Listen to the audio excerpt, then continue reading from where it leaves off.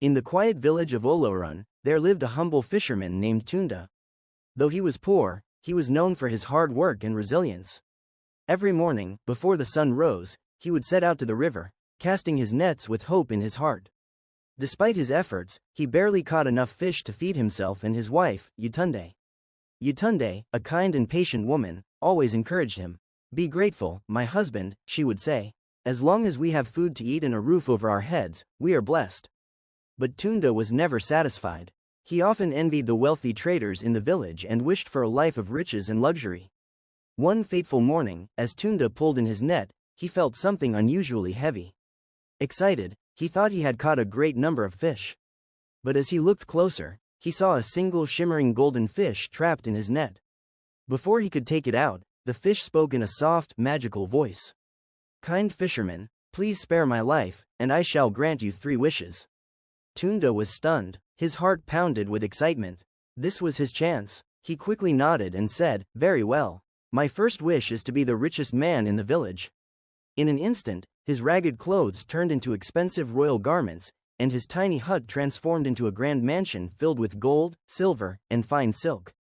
His wife, Yutunde, who had come to greet him, gasped in shock. "But Tunda, how did this happen?" she asked.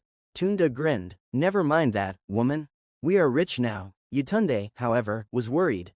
"We should be careful. Wealth is a blessing only when used wisely," she cautioned. Tunda ignored her words. He was too blinded by his new status to care. A few weeks passed, and though Tunda had everything he once desired, fine clothes, servants, and endless feasts, he still was not satisfied. He looked at the village chief and envied his authority. "What good is wealth without power?" he thought. So, he went back to the river and called out to the golden fish. The fish appeared once again and asked, "What is your second wish?"